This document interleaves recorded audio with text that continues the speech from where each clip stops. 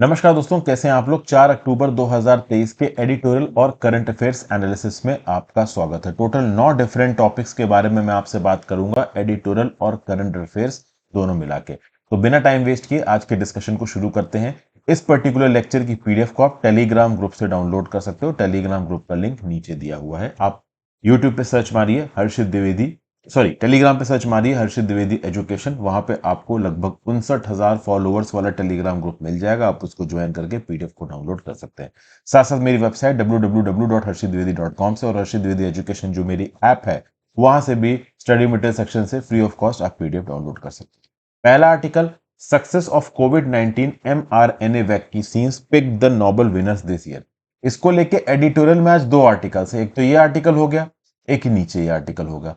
और वासुदेवन मुकुंद जी का जो आर्टिकल है ना mRNA कोविड वैक्सीन को लेके, इनका ये बोलना है कि भाई भले ही चलिए ठीक है, हमारे टेक्नोलॉजी बहुत जबरदस्त थी और इसने काफी मदद की है इंप्रूवमेंट करने में और कोविड का इलाज निकालने में, लेकिन कहीं ना कहीं mRNA कोविड की जो वैक्सीन बनी है ना, फाइजर की और मॉडर्ना की, बेसिकली यहां पे जो भी इस पर्टिकुलर थ्योरी के ऑथर्स हैं कहीं ना कहीं ये फाइनेंशियली बेनिफिटेड रहे हैं। ओवरऑल वो रिसर्चर्स जिन्होंने अपनी थ्योरी को पब्लिक डोमेन में रखा, पेटेंट नहीं किया, उनको नोबेल प्राइज दिया जा सकता था। तो ये क्या बोल रहे हैं, सबसे पहले तो यही दो आर्टिकल्स हम लोग डिस्कस कर लेते हैं। तो भैया नोबेल प्राइज दिया गया फिजियोलॉजी और मेडिसिन में, पाथ ब्रेकिंग अचीवमेंट है। क्रेडिट हमको इनको यहाँ पे देना चाहिए। कौन कौन है? कैटलिन कैरिको, ये हंगरी की हैं। ड्रू वाइजमैन, तो भाई इन्होंने ओवरऑल लंबे समय तक mRNA वैक्सीन की टेक्नोलॉजी के ऊपर शोध किया। तो 2023 का जो नोबेल अनाउंसमेंट है, कोई सरप्राइज नहीं। सरप्राइज क्यों नहीं है भाई? देखिए समझिए, कहीं ना कहीं इन पर्टिकुलर वैक्सीन के चलते आज की डेट में बहुत सारे लोग जिंदा हैं और आउट ऑफ हॉस्पिटल्स हैं। ठीक है, ये जो पर्टिकुलर mRNA के लिए यहाँ पे नोबेल दिया गया है, ये सारे चेक बॉक्सेस को टिक करता है, क्योंकि नोबेल प्राइज फॉर मेडिसिन उस डिस्कवरी के लिए दिया जाना चाहिए जिसने ग्रेटेस्ट बेनिफिट किया हो मैनकाइंड का। तो mRNA टेक्नोलॉजी ने ग्रेटेस्ट बेनिफिट किया है और ये आगे भी करेगा। सिर्फ कोविड-19 रिस्पेक्ट में नहीं, बहुत सारी और नॉन कम्युनिकेबल डिजीज और कैंसर में भी और प्रकार की बीमारियों में, ब्लड रिलेटेड या फिर कह लो जेनेटिक्स रिलेटेड, ये mRNA टेक्नोलॉजी काम करने वाली है। इसके साथ साथ अगर आप देखो, एक और रिस्पेक्ट में, वुमेन एम्पावरमेंट के रिस्पेक्ट में सिग्निफिकेंट है।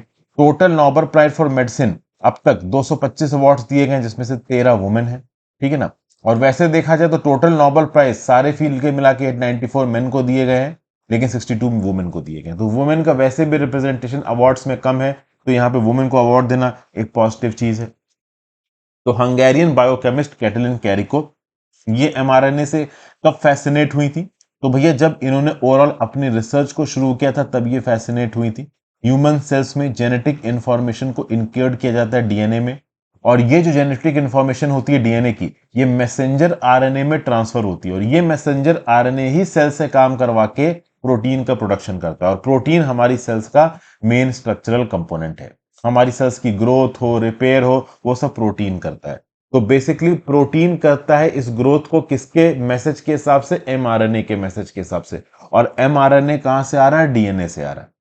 समझ गए? 1980s में एक मेथड था इन विट्रो ट्रांसक्रिप्शन, जिसने यह बताया कि हाँ भाई mRNA को वैक्सीन या थेरेपी के लिए भी इस्तेमाल किया जा सकता है, लेकिन उसमें बहुत सारे हर्डल्स थे कि कैसे इस mRNA की रिलेटेड वैक्सीन को डिलीवर किया जाएगा, कहीं बॉडी इसके अगेंस्ट कोई इन्फ्लेमेटरी इन्फेक्शियस रिस्पॉन्स ना दे। तो ओवरऑल लगातार कैटलीन कैरिको यहाँ पे काम करती नहीं। ये पहले जब असिस्टेंट प्रोफेसर थी यूनिवर्सिटी ऑफ पेंसिल्वानिया में, तब से उन्होंने काम शुरू कर दिया था।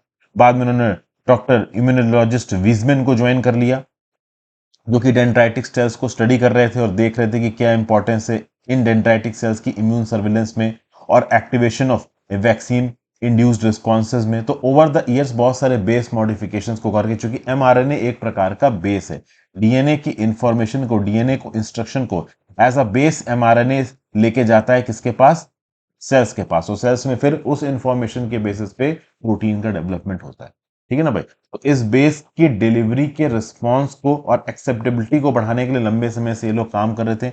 इनफैक्ट 1980 से काम कर रहे थे।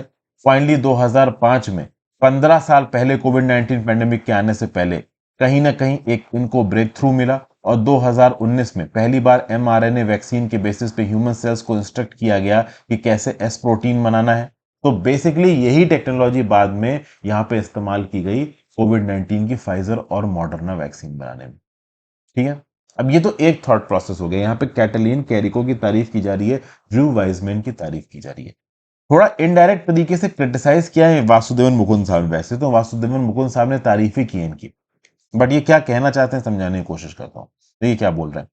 2023 का Nobel prize of physiology medicine Katalin Kariko और ड्रू वाइजमैन, ठीक है ना, एमआरएनए वैक्सीन टेक्नोलॉजी बनाने के लिए हिस्ट्री की फास्टेस्ट वैक्सीन डेवलपमेंट प्रोग्राम था। अब जो हिस्ट्री का फास्टेस्ट वैक्सीन डेवलपमेंट प्रोग्राम है फाइजर मॉडर्ना का, कहीं ना कहीं उसके लिए रिसर्च तो 1980 से चल रही है, एमआरएनए टेक्नोलॉजी के ऊपर रिसर्च 1980 से चल रही है। तो रिसर्च इतनी लंबी है कि उसके फाइंडिंग्स के बेसिस पे वैक्सीन आपने जल्दी बना दी, ठीक है।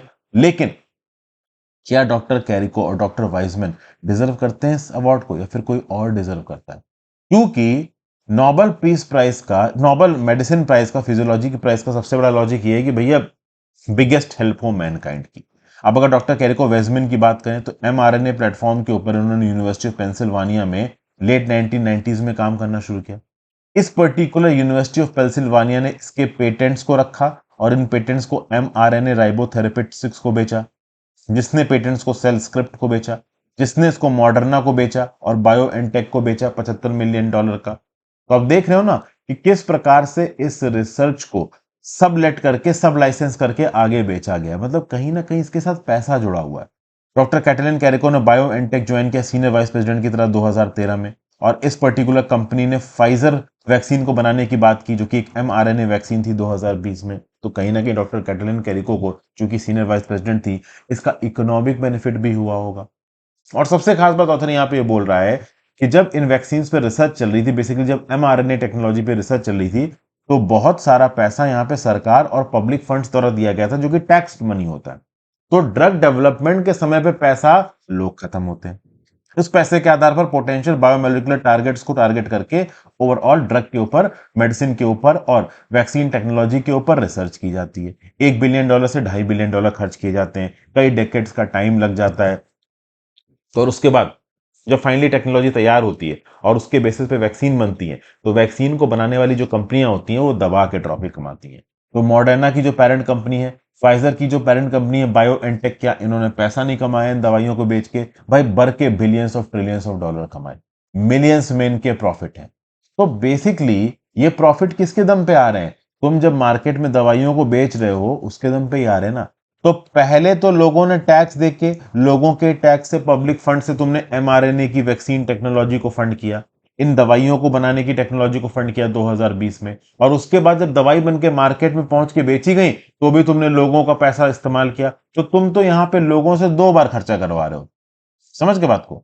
तो ये तो प्रॉफिट सीकिंग एटीट्यूड है ना। दवाई को बनाने की टेक्नोलॉजी में भी लोगों का पैसा लग रहा है और उसके बाद तुम बेच के भी लोगों से ही पैसा ले रहे हो। तो मॉडर्ना और फाइजर भले ही एमआरएनए की कोविड-19 वैक्सीन निकाल रही है, कहीं ना कहीं इस प्रोसेस में उन्होंने पैसा कमाया। उसके साथ साथ जब कोविड फैल रहा था तो Africa, China, south Asia, south east Asia, यहां पे भी फाइजर और मॉडर्ना को लाने की कोशिश की गई, लेकिन बड़ी प्रकार की प्रॉब्लम थी भाई। नॉर्थ अमेरिकन और यूरोपियन कंट्रीज चाहती थी कि उनके यहां पे ड्रग्स की कमी ना पड़ जाए, कोविड-19 की वैक्सीन की कमी ना पड़ जाए। उन्होंने खुले दिल से अपनी वैक्सीन को एक्सपोर्ट नहीं किया। वहीं पर अगर आप इंडिया, चाइना, रशिया देखोगे तो तीनों कंट्रीज ने खुले दिल से कंट्रीज को अपनी अपनी वैक्सीन को एक्सपोर्ट किया। लेकिन ये खुला दिल नॉर्थ अमेरिकन और यूरोपियन कंट्रीज के पास नहीं था। उनको लगा कि भाई एमआरएनए टेक्नोलॉजी पे हमने वैक्सीन बनाई है, हमारी वैक्सीन सबसे बढ़िया है, तो नॉर्थ अमेरिका, यूरोप में पहले दो। इस प्रकार का इररिस्पॉन्सिबल एटीट्यूड, एक तो तुम अपनी वैक्सीन को लिमिट कर रहे हो ज्योग्राफिकली, दूसरे उसका पेटेंट महंगा बेच रहे हो, तीसरा उसके डेवलपमेंट के लिए भी तुमने लोगों के टैक्स रेवेन्यू को इस्तेमाल किया। तो तुम क्या मजाक कर रहे हो क्या? और उसके बाद तुम बोलते हो कि तुमने बहुत बड़ा काम कर दिया, तुमको नोबेल प्राइज मिलना चाहिए, जो कि मिला भी है। जब कोवैक्स प्रोग्राम चलाया गया, जिसने ये इंश्योर किया था कि गरीब कंट्रीज में भी ओवरऑल कोविड-19 की वैक्सीन की अवेलेबिलिटी होनी चाहिए, कमी नहीं पड़नी चाहिए। इन गरीब कंट्रीज को इंडिया, रशिया, चाइना ने बड़ी क्वांटिटी में billions of doses of vaccine दिए।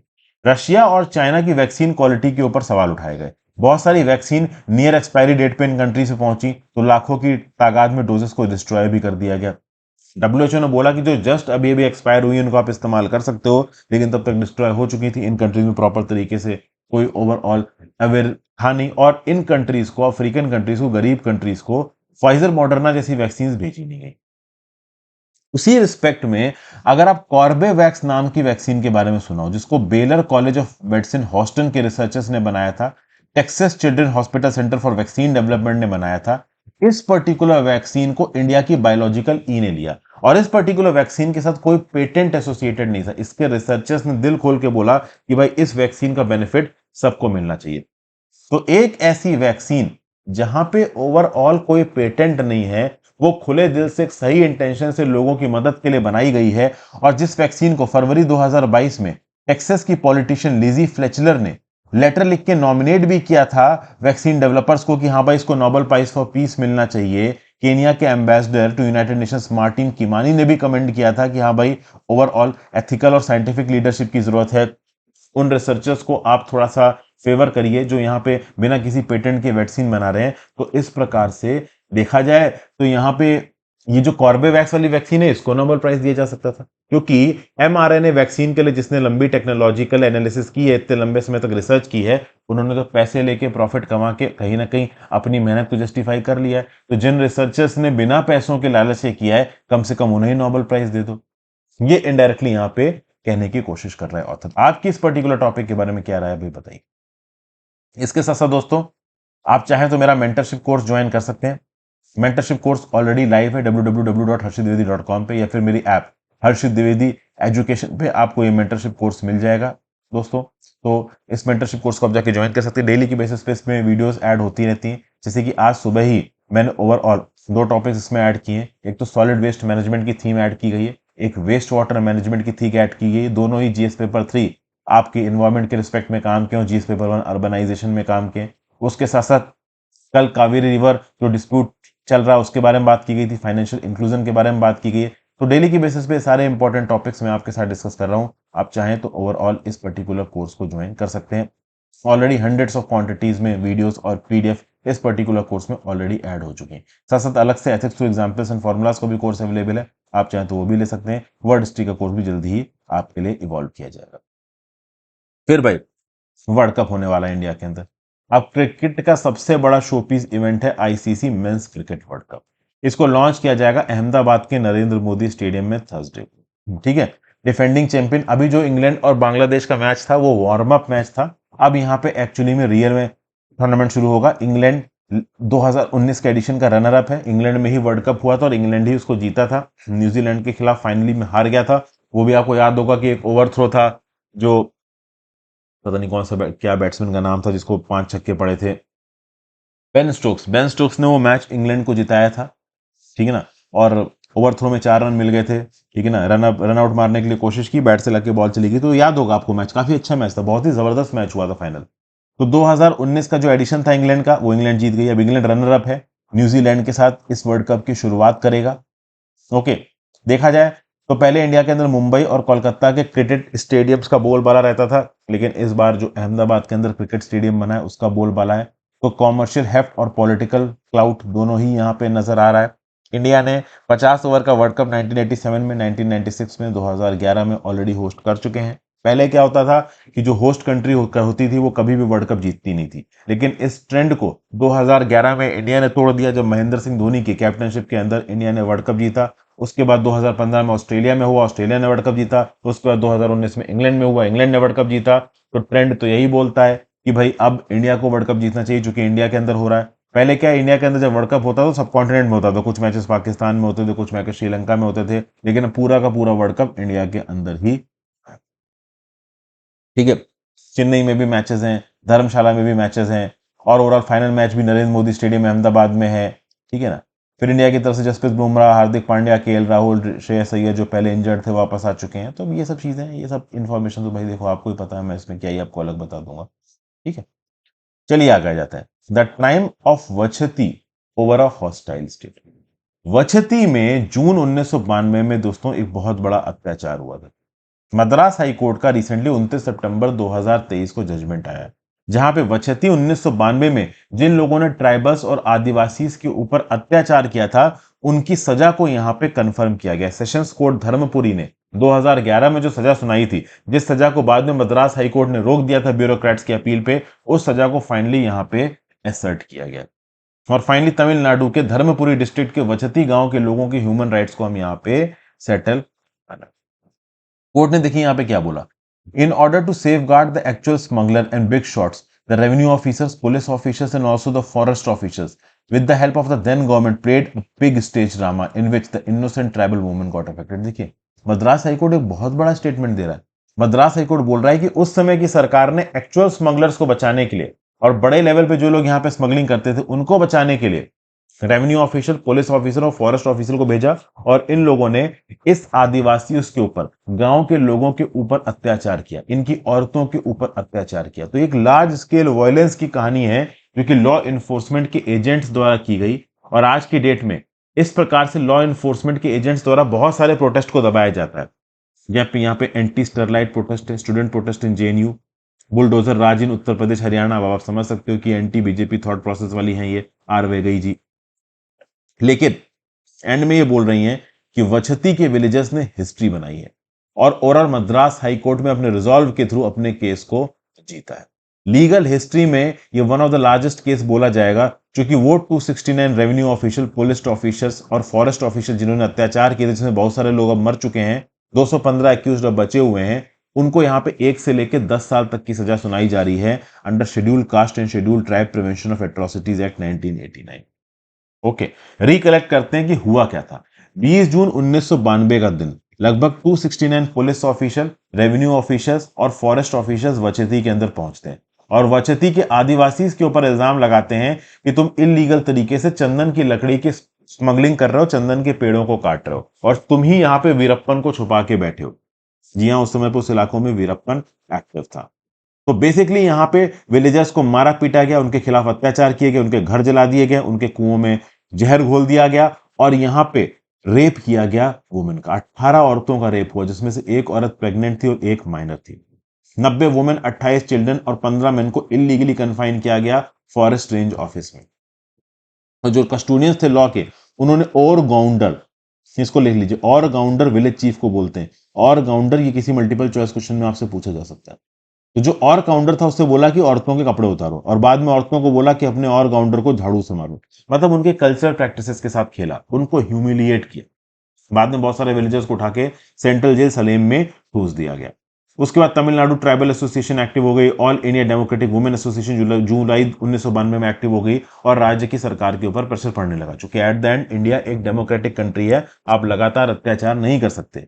ऐसा बताया जाता है कि उस समय का जो प्रशासन था तमिलनाडु का, वो उसमें मिला हुआ था। जयललिता को सब कुछ पता था, के सेंगोट्टायम मिनिस्टर ऑफ फॉरेस्ट को सब कुछ पता था, और उन्होंने बोला कि कंप्लेंट फैब्रिकेटेड है। ऐसा बोला गया कि district collector, revenue divisional officer, forest officer, इन सब ने मिलकर ये कांड किया हो। और मिलकर कांड करना मतलब बिल्कुल प्रॉपर प्लानिंग तरीके से चीज हुई है, लोगों के साथ अत्याचार वगैरह हुआ है।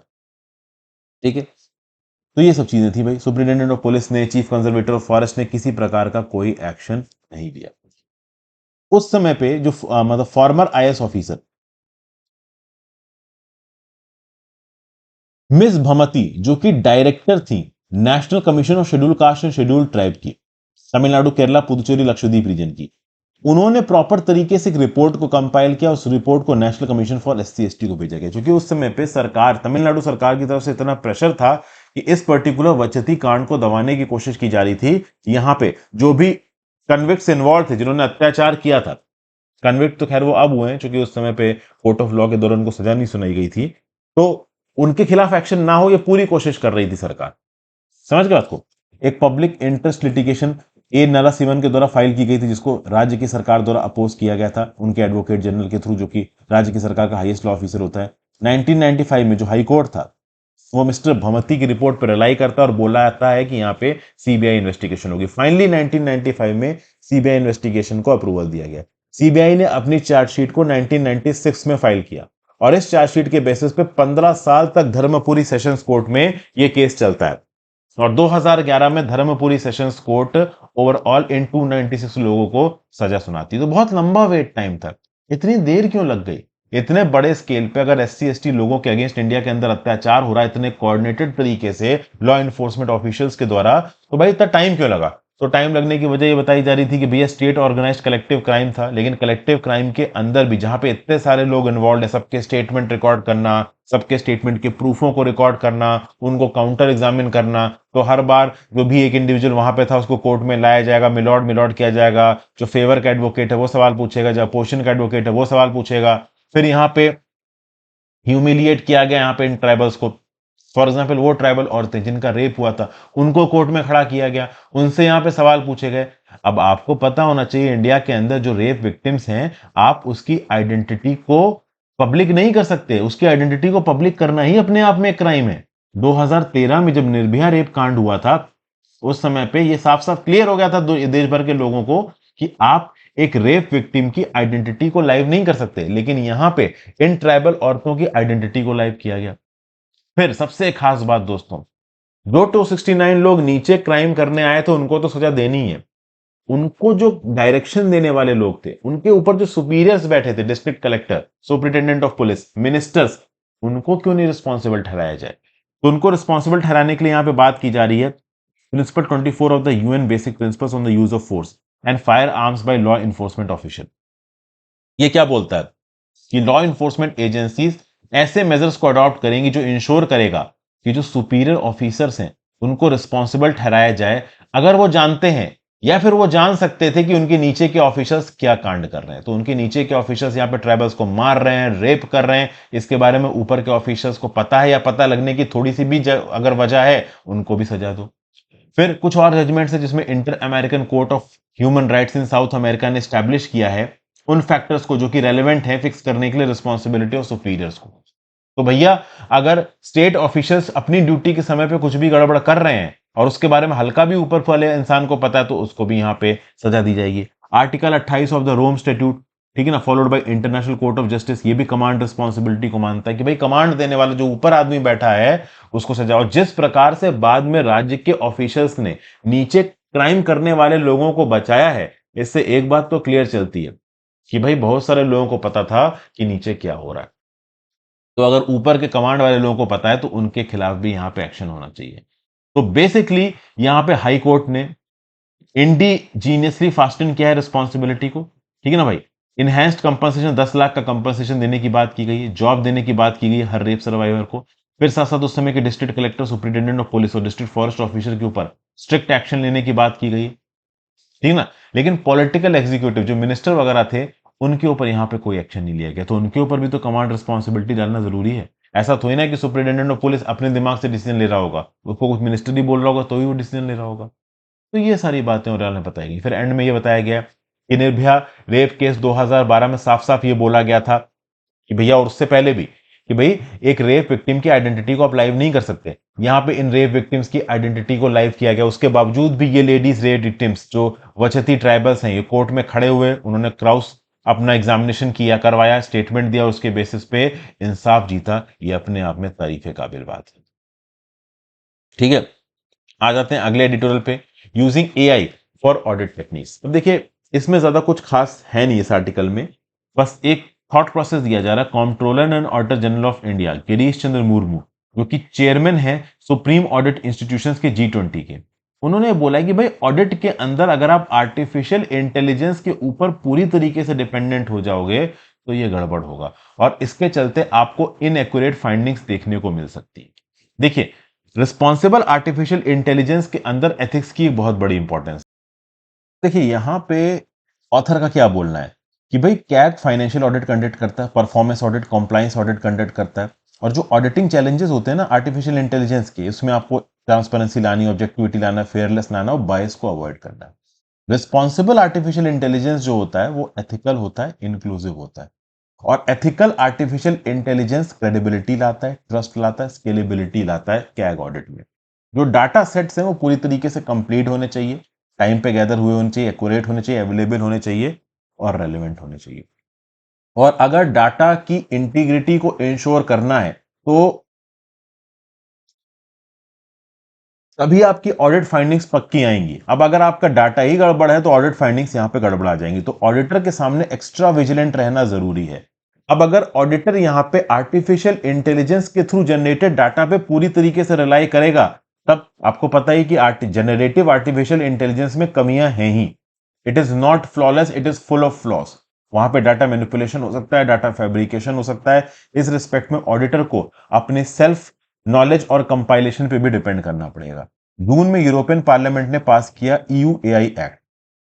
एक अपने ही काइंड का एक्ट है, पूरी दुनिया में नए तरीके का है, जहां पे जनरेटिव एआई टूल्स जैसे कि चैट जीपीटी के ऊपर बहुत सारे रिस्ट्रिक्शंस और स्क्रूटनी लगाई गई है। जो डेवलपर्स हैं उनको अपने सिस्टम्स को रिव्यू के लिए और अप्रूवल के लिए सबमिट करना पड़ेगा, उसके बाद ही वो कॉमर्शियली उसको मार्केट में रिलीज कर सकते हैं। पार्लियामेंट, यूरोपियन पार्लियामेंट ने भी रियल टाइम बायोमेट्रिक सर्वेलेंस को अभी के लिए रोक दिया, पब्लिक सेटिंग से, सोशल स्कोरिंग से। तो basically vast internet data mines की एक्यूरेसी को यहां पे मेंटेन करना बहुत जरूरी है। एआई सिस्टम्स जो कंटेंट जनरेट करते हैं उसमें पोटेंशियल कॉपीराइट इंफ्रिंजमेंट हो सकता है, इंटेलेक्चुअल प्रॉपर्टी राइट्स का वायलेशन हो सकता है। इन लीगल इंप्लीकेशंस को एड्रेस करना जरूरी है कंटेंट ओनरशिप में, और ये अपने आप में फॉर्मिडेबल टास्क है। आर्टिफिशियल इंटेलिजेंस की जो अंदर बायस है ना, ये एक इनहेरेंट रिस्क है जो कि ह्यूमन बायस से निकलता है। ठीक है ना भाई? तो बेसिकली मशीन लर्निंग के अंदर इस प्रकार के बायस आ सकते हैं। अब यहाँ पे एलोन मस्क ने एक बार बोला था कि वो एक ट्रुथ जीपीटी बनाएंगे, जहां पे ट्रुथ सीकिंग आर्टिफिशियल इंटेलिजेंस को मैक्सिमाइज किया जाएगा। बट क्वेश्चन ये उठता है कि यहाँ पे ह्यूमन इंटेंट की बात नहीं है, यहाँ पे टेक्नोलॉजिकल फ्लॉ की बात है। समझ के बात को? तो जो विजन है एलोन मस्क का कि एक हार्मोनियस फ्यूजन होगा टेक्नोलॉजिकल प्रोग्रेस का और एथिकल कंसीडरेशन का, अब इसमें भी सिग्निफिकेंट चैलेंजेस है, मल्टीफेसेटेड अप्रोच की जरूरत है। ओके, यूके के प्राइम मिनिस्टर ऋषि सुनाक साहब बोल चुके हैं कि वो यूके को ज्योग्राफिकल होम बनाना चाहते हैं एआई सेफ्टी रेगुलेशंस का। इंडिया को भी यहाँ पे यूरोपियन यूनियन से सीखने की जरूरत है, रिस्पॉन्सिबल एआई लेजिस्लेटिव सिस्टम्स लाने की जरूरत है। उसके बेसिस पे ही ओवरऑल हम अपने ऑडिट सिस्टम्स को इंप्रूव कर सकते हैं। अब अगर आप कैग की बात करो, इंडिया के कॉम्प्ट्रोलर एंड ऑडिटर जनरल की बात करो, तो 1 अप्रैल 2023 से इंडिया के अंदर का ऑडिट प्रोसेस काफी हद तक डिजिटलाइज हो चुका है। डिफेंस ऑडिट को छोड़ दो तो बाकी सारे ऑडिट्स को आप डिजिटलाइज कर चुके हो। इसके लिए one Indian audit and account departments one system बनाया गया, एक वेब इनेबल्ड आईटी एप्लीकेशन है जो कि मल्टीपल लैंग्वेजेस को सपोर्ट करेगा, ऑफलाइन फंक्शनलिटी को सपोर्ट करेगा, इसकी खुद की मोबाइल ऐप होगी। तो डाटा कहीं ना कहीं यहाँ पे कंपाइल किया जा रहा है और आर्टिफिशियल इंटेलिजेंस को इस्तेमाल किया जा रहा है। तो इंडिया के अंदर ऑडिटर्स को इन आईटी फ्रेमवर्क्स और रेगुलेशंस के साथ साथ अपनी पर्सनल और मैनुअल कंपाइलेशन स्किल्स पे भी डिपेंड करना पड़ेगा, ताकि गलत प्रकार का कोई इंफॉर्मेशन हमारे सामने ना आए।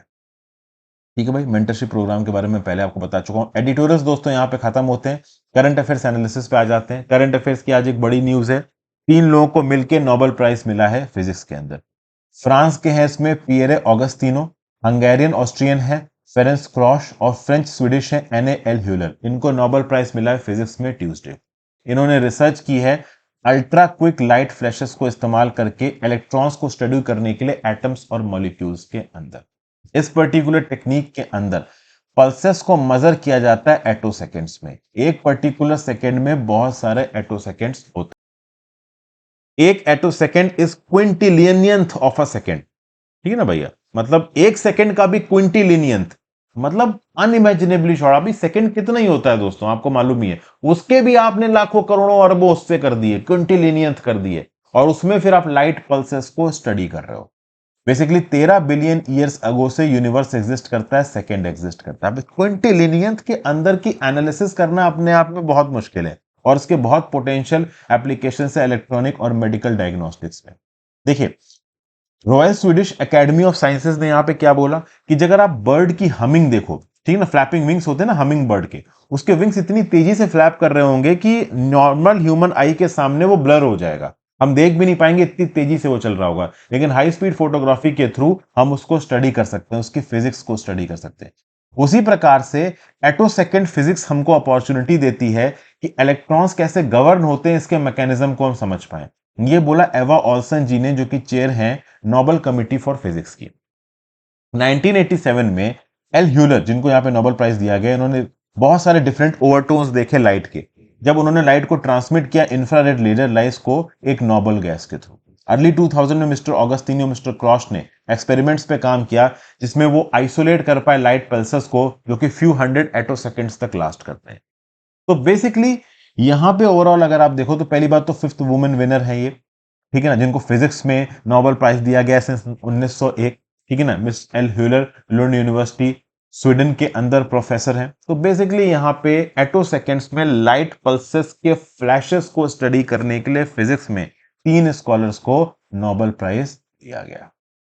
ठीक है भाई, फिर अगला, the shutdown of Afghan embassy. ये न्यूज आप 3-4 दिन से सुन रहे हो। 30 सितंबर को ministry of home affairs of Islamic Republic of Afghanistan, जो कि बेसिकली अब एग्जिस्ट भी नहीं करता है, चूंकि अगस्त 2021 में ये जो मतलब घनी की सरकार थी, अशरफ घनी की सरकार थी, वो अफगानिस्तान के अंदर गिर चुकी। तब से बस एक कह लो कि यू नो रिप्रेजेंटेटिव बेसिस पे उनकी एम्बेसी दिल्ली के अंदर काम कर रही है। दिल्ली के अंदर जो अफगानिस्तान की एम्बेसी है उसका कंट्रोल तालिबान के पास नहीं है, क्योंकि तालिबान को अब तक इंडिया ने फॉर्मल अप्रूवल नहीं दिया है।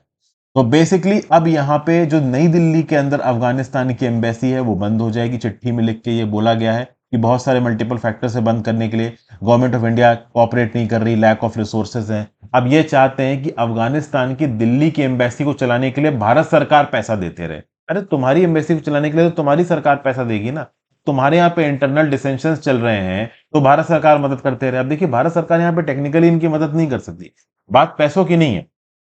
अगर यहाँ पे अशरफ घनी की सरकार की एम्बेसी को यहाँ पे इंडिया के अंदर नई दिल्ली में भारतीय पैसों पे चलाया जाएगा तो तालिबान हमसे नाराज होगा। तालिबान बोलेगा कि तुम पागल हो क्या, हमारी सरकार है अफगानिस्तान के अंदर और तुम किसी पुराने लीडर की सरकार बना के बैठे हो जो पहले ही भाग चुका है अफगानिस्तान से। तो वो पॉसिबल नहीं है। समझ गए ना बात को। तो यहाँ पे अफगानिस्तान की जो एम्बेसी है नई दिल्ली के अंदर वो यहाँ पे बंद हो गई है। इनके जो एम्बेसडर थे ममुंडजे वो पहले ही दिल्ली छोड़ के जा चुके हैं। इस समय पे तालिबान का कब्जा है। 15 अगस्त 2021 को इन्होंने कब्जा लिया था अफगानिस्तान की कैपिटल काबुल को। डिप्लोमेटिक रिलेशंस तो इंडिया अफगानिस्तान के बीच में नहीं है, ठीक है ना भाई। फरीद मोमुंडजे ऑलरेडी जो प्रेसिडेंट अशरफ घनी ने अपॉइंट किया था इंडिया के एम्बेसडर, वो इंडिया छोड़ के जा चुके हैं। 3 महीने हो चुके हैं इंडिया को छोड़े हुए। अच्छा, नई दिल्ली में तो अफगानिस्तान की जो एम्बेसी है वो बंद हो रही है, लेकिन दो कंसुलेट्स अफगानिस्तान के, एक हैदराबाद में एक मुंबई में, ये अभी भी काम कर रहे हैं। अब जाकिया वर्दक जो कि कंसल जनरल है अफगानिस्तान के, इनका ये बोलना है कि नहीं भाई ये कंसुलेट्स काम करेंगे, हम कंसुलेट्स बंद नहीं करेंगे। तो कुछ आप कह लो सेटिंग्स ही नहीं बैठ पा रही है। क्यों नहीं बैठ पा रही है? दिल्ली के अंदर अफगानिस्तान की एम्बेसी है वो बोल रही है हम बंद कर रहे हैं, हम काम नहीं कर रहे हैं। हैदराबाद और मुंबई के अंदर जो कंसुलेट्स हैं वो बोल रहे हैं हम काम करेंगे। अब क्या है, बहुत सारे अफगानी नागरिक, बहुत सारे अफगानी स्टूडेंट्स इस समय पे इंडिया के अंदर हैं। उनके लिए अफगानिस्तान में पॉइंट ऑफ कांटेक्ट क्या है? ये एम्बेसी है, ये कंसुलेट्स हैं। अब वो अलग बात है कि इन एम्बेसी और इन कंसुलेट्स की तालिबानी कितना सुनेंगे जो काबुल के अंदर बैठे हुए हैं। समझ के बात को। तो बेसिकली अब आगे आने वाले समय में क्या होगा क्या नहीं होगा, देखिए इंडिया का एक टेक्निकल मिशन इस समय पे काबुल में प्लेस्ड है। तो काबुल से अगर किसी को इंडिया वगैरह का वीजा चाहिए तो वो टेक्निकल मिशन सारी की सारी चीजों को देखता है। कई बार अगर आप देखो तो इंडियन डिप्लोमेट्स तालिबानी रिप्रेजेंटेटिव्स के साथ मिल चुके हैं मल्टीलेटरल लोकेशंस में, मल्टीलेटरल इनिशिएटिव्स के लिए। जैसे मॉस्को फॉर्मल डायलॉग में मिले थे।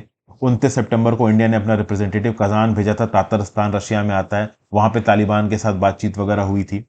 इस समय पे रिसेंटली चाइना ने अपना नया एम्बेसडर अपॉइंट किया है काबुल के अंदर। Iran, Pakistan, UAE, Russia, Qatar और चाइना सब अफगानिस्तान के तालिबान रिजीम के साथ अपने रिश्ते बना रहे हैं। इंडिया बनाएगा कि नहीं बनाएगा वो देखना है। ये जो अफगानिस्तान की दिल्ली में एम्बेसी है, इसको तो तालिबान के राज में 1996 में और 2001 में भी तालिबान को अप्रूवल नहीं दिया गया था, कंट्रोल नहीं दिया गया था, अभी भी अब तक नहीं दिया गया है। भारत सरकार के फ्यूचर स्टेप्स क्या होंगे ये हमको समय ही बताएगा। फिर भाई, कैसे नगोर्नो काराबाग का जो स्टैंड ऑफ है वो बंद हो चुका है, इसके बारे में एक आर्टिकल है। देखिए क्या बताया जा रहा है। 20 सितंबर को अजरबैजान ने यह बोला है कि उन्होंने पूरी तरीके से नगोर्नो काराबाग के इलाके को कब्जा लिया और ज्यादातर जो एथनिक अर्मेनियंस जो कि अपनी सेपरेटिस्ट सरकार बना के वहां पे रह रहे थे, उन्होंने अपनी सरकार को डिसॉल्व कर दिया और बड़े तादाद में वो भाग रहे हैं। 1,20,000 में से शुरू में तो 2 दिन पहले न्यूज निकल के आई थी कि 80,000 भाग चुके हैं। अब तो सुनने मारा 1 लाख से ऊपर भाग चुके हैं। ना के बराबर अर्मेनियंस अब नगोर्नो काराबाग में बचे हुए हैं। क्यों डरे हुए हैं? एथनिक क्लिंजिंग की वजह से डरे हुए हैं। उनको उनकी एथनिसिटी के मार पे मार दिया जाएगा अजरबैजान के द्वारा, इसलिए वो बड़ा जत्था उनका निकल चुका है। फ्रेश राउंड ऑफ वायलेंस हुआ सितंबर में। अजरबैजान ने अटैक लॉन्च कर दिया अर्मेनियन फोर्सेस के अगेंस्ट नगोर्नो काराबाग में। फाइटिंग 1 दिन तक चली। US State Department Matthew Miller ने secretary of state Antony Blinken से बात की, American prime minister Nikolai Pashinyan से बात की, डीप कंसर्न व्यक्त किया, लेकिन मदद करने के लिए यहां पे कोई नहीं आया है। नगोर्नो काराबाग अजरबैजान के बॉर्डर्स के अंदर आता है, साउथ कॉकेसस रीजन में पड़ता है, ईस्टर्न यूरोप और वेस्टर्न एशिया के बीच में। Caucasus mountains Armenia, Azerbaijan, Georgia तीनों में फैले हुए हैं। अजेरीज और अर्मेनियंस के बीच में लड़ाई काफी पुरानी है। एक समय था जब ओटोमन अंपायर ने साउथ कॉकेसस रीजन के ऊपर वर्ल्ड वॉर 1 के समय पर अटैक कर दिया था। उस समय पे इस नगोर्नो काराबाग वाले इलाके में एथनिक अर्मेनियंस रहते थे जिनके ऊपर अटैक हुआ था। समझ गए? और ये एक जंग में बदल गया था अजेरीज और अर्मेनियंस के बीच में। फुल ब्लोन वॉर हुआ था 1920 में। बाद में अजरबैजान डेमोक्रेटिक रिपब्लिक बना। बाद में ये दोनों ही जगहें मतलब अर्मेनिया और अजरबैजान का पूरा इलाका इंक्लूडिंग नगोर्नो काराबाग सोवियत यूनियन के अंदर चला गया। नगोर्नो काराबाग को एक ऑटोनॉमस ऑब्लास्ट बना दिया गया, क्योंकि अजेरीज और अर्मेनियंस अभी भी एथनिसिटी के नाम पे इस पर्टिकुलर इलाके के लिए लड़ रहे थे। फाइनली सोवियत यूनियन जब टूटता है, सोवियत यूनियन की बादशाहत खत्म होती है, 1988 में पहली नगोर्नो काराबाग की जंग छिड़ जाती है, जो 1994 तक चलती है। 30,000 लोग इसमें मारे जाते हैं, बड़ी क्वांटिटी में अजरबैजानीज अर्मेनियंस दोनों यहां पे मरते हैं। अर्मेनिया इन इलाकों के ऊपर कब्जा कर लेता है, नगोर्नो काराबाग के ऊपर। फिर 2016 में एक छोटी सी जंग होती है inconclusive.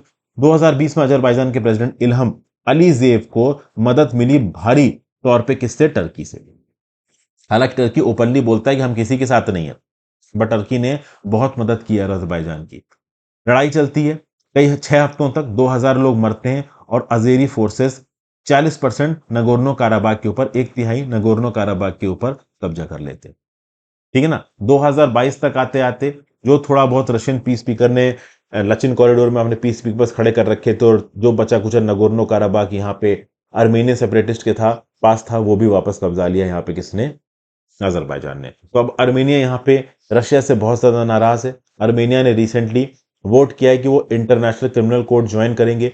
International criminal court Vladimir Putin के अगेंस्ट एक अरेस्ट वारंट इशू कर चुका है। तो अगर कल की डेट में व्लादिमीर पुतिन किसी एक ऐसी कंट्री में आते हैं जिसने इंटरनेशनल क्रिमिनल कोर्ट ज्वाइन किया है, तो व्लादिमीर पुतिन को टेक्निकली अरेस्ट करना पड़ेगा। तो अर्मेनिया बोला नहीं नहीं, चिंता मत करो, डिप्लोमेटिक रिलेशन हम आपको अरेस्ट कर रहे हैं, मतलब अरेस्ट नहीं करेंगे। लेकिन यह बात सच है दोस्तों कि अर्मेनिया को जो सपोर्ट मिलना चाहिए था रशिया की तरफ से, वो नहीं मिला। Russia collective security treaty organisation बनाया है।